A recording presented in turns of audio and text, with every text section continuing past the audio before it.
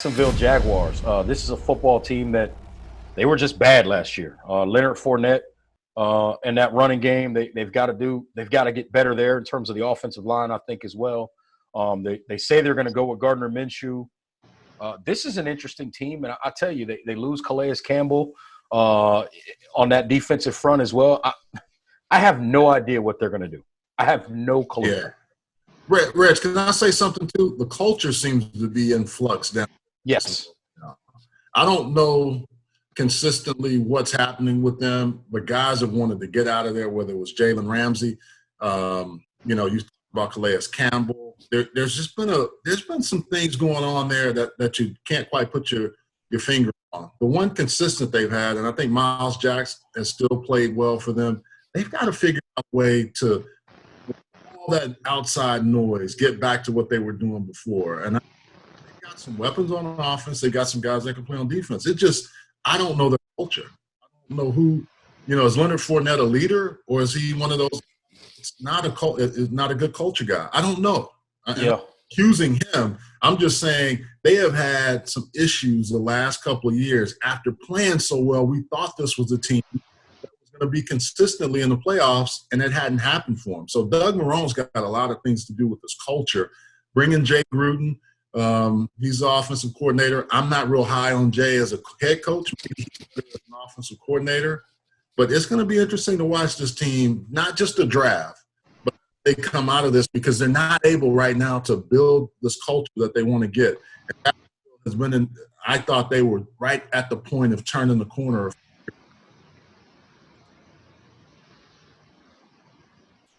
AK, your thoughts?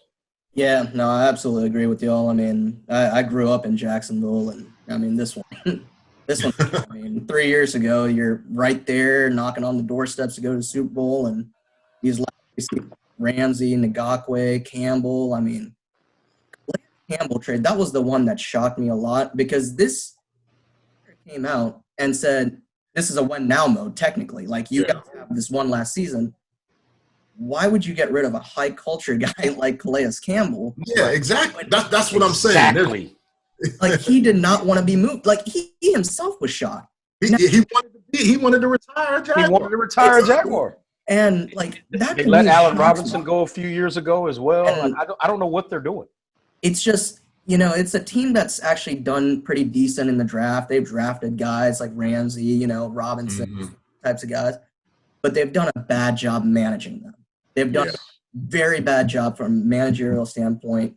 And whether it was Tom Coughlin, they blamed it on him.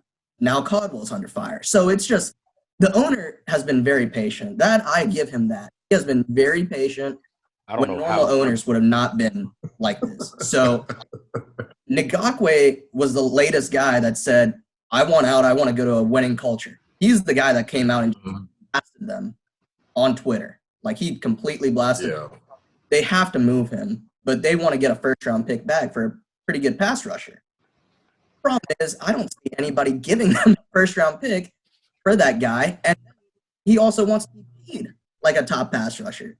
So no team's willing to do that right now, and that guy is the biggest reason that we're the Jaguars culture right now, because every night he says, can someone trade me, please? Can someone please get me out of here? I'm repeating it over and over, and I mean, I like the little Minshew mania. It's cool, like, for fans. They sell T-shirts. I mean, everyone's wearing a mustache.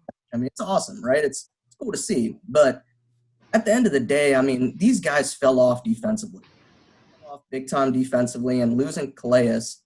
Miles Jack got a top 3 contract level last year. But they expected him. They always knew he was talented. Don't get me wrong. Everyone knew how talented this kid was. He never stepped up as a leader. And that's why they went out and signed Joe Schobert, inside linebacker, and a great leader on the field. So it's interesting. You're two big guys on this team. Like Minshew, we know it's all the rage. Everybody, jokes about him and his jorts and all of that good stuff. But I think Leonard Fournette and Miles Jack have to be leaders for this team.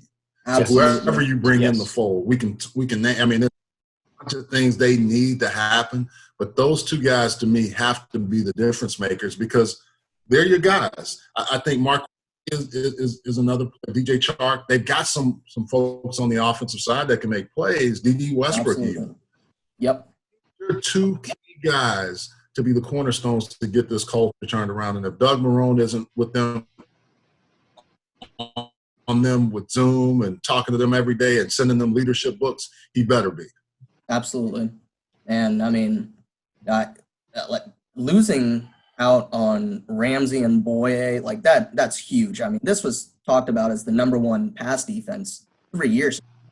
They have right now DJ Hayden and Rashawn Melvin as their starting corners going in to day one. They will definitely be, if they draft for need at 9, they will take a corner, and which would be CJ Henderson right up the road. But I think Caldwell pick best player available, whoever that is. So whoever they have highest on the board, whether it's a Kinlaw, I'm not sure. He does a good job of keeping stuff inside that organization. But Josh Allen came off 10 sacks last year and just took off. I mean, he looked absolutely unstoppable. Everyone raved about Nick Bosa, but this guy was quiet because he was on a losing team, but consistently pressured, consistent sacks. This guy's a good player.